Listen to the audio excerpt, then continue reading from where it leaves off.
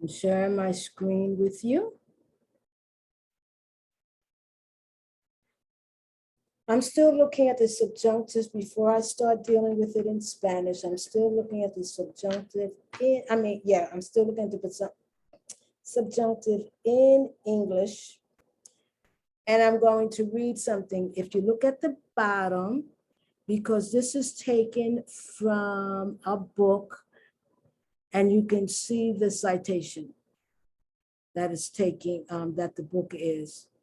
So here it is. The subjunctive is preserved in English in a variety of expressions. We don't even realize. I can remember once again, I'll tell you all my memories here. Remember, once again, I was walking down the street and with this Haitian, this was in Mexico, and he said, and I sneezed, you know, I sneezed. And he said, God blesses you. And I said, no, that's not correct. And he said, well, what is it? And his name was Jean-Pierre. And I said, he says, God blesses you. And I said, no, that's not correct. And he says, well, what's correct then? And I said, bless you. And he says, I'm not making a command, because he knew English very formally.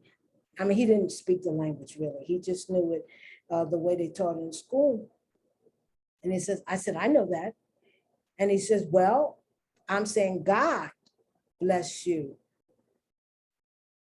And he said, God is third person singular. So why isn't it God blesses you? And I remember, and I was in living abroad. And I remember thinking, am I forgetting my language? Because I hadn't heard English in such a long time. I thought, am I forgetting my language? But it isn't God blesses you. It's God bless you. What you really mean is may God bless you. And I said, I really can't tell you why. Okay, I can't tell you why, but I'm almost positive that it's not God blesses you, even though God is third person singular, and third person singular ends in an S, that it's God bless you. He kept saying God blesses you. And I don't blame him. He didn't trust my English anymore, because he said, she lives in a foreign country. She barely speaks English anymore. So she's just forgotten. It wasn't until, I don't know, until I learned the subjunctive years later, and then I began to do research of the subjunctive in English, that I realized that I have been right. I mean, it's my language, right? That I have been right. So let's look at it. This is what, and the citation's at the bottom, so I'm not stealing from anyone. Quote, the subjunctive is preserved in English in a variety of expressions whose realization depends on conditions beyond the power or control of the speaker. So you're telling me what you wish, what you want, what you hope for. You're not telling me it as a matter of fact. And consist in short formula of praise or prayer, in invocations, supplications, blessings, curses, oaths, and imprecations. Imprecations, I think that's how you say imprecations, right? So this is an old book, because sometimes you don't find a subjunctive in modern grammar books. And if you do, you find very little. So let's look at how we as English speakers say the subjunctive. And I bet you, what do they say, dime to donuts? Most of us don't even know it's a subjunctive. It's a way, we've been taught how to say it, we say it, and we don't know why we say it that way. The subjunctive is preserved in English in a variety of expressions, come what may. Be that as it may, to be it. Bless your heart, bless your soul. I bet you most people don't know why they say it this way. Far be it from me to, like say, far be it from me to tell you the truth. right? God forbid that. Not God forbids that. Because if I say God forbids that, that's the indicative. I'm giving you a fact. God forbids that you pick the apple from the tree. That's a fact. That's you're stating a fact.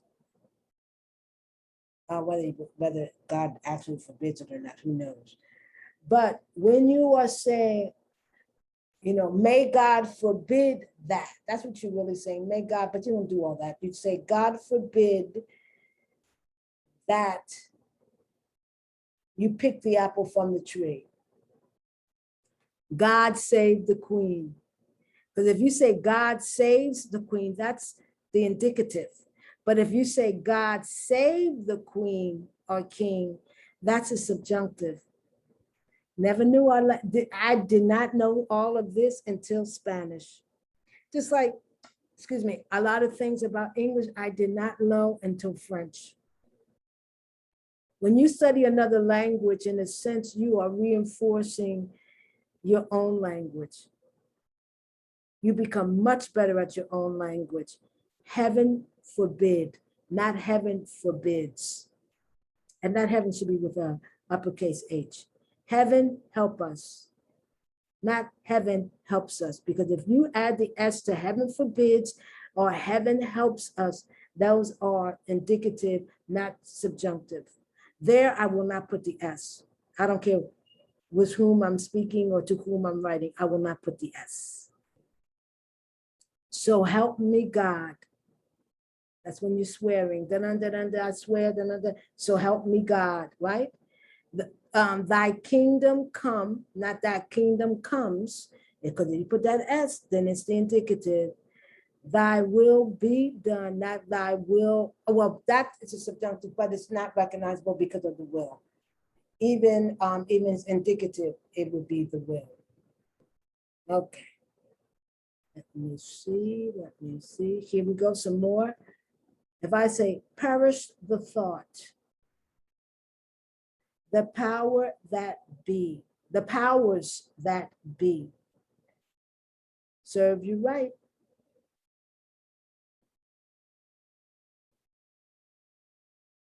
That serve you right. Suffice to say that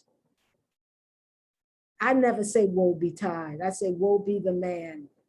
I never say woe betide. I say woe be the man. And I don't know how I would say that. I didn't even know I know what woe means. But now I did and I didn't. And the last one, as if it were overnight.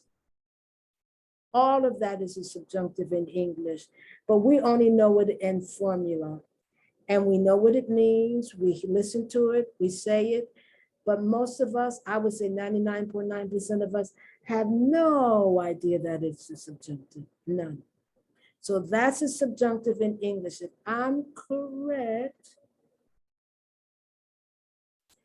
we're now, the next set of cards, we're going to look at the comparing the subjunctive with the indicative mood. Because these are moods, these are not tenses.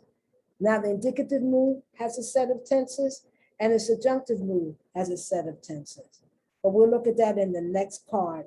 Corral Fickman McLean. Welcome, WYLCONE.com. Thank you very much. Subscribe if this is my video channel, and like if this is a website. Thank you.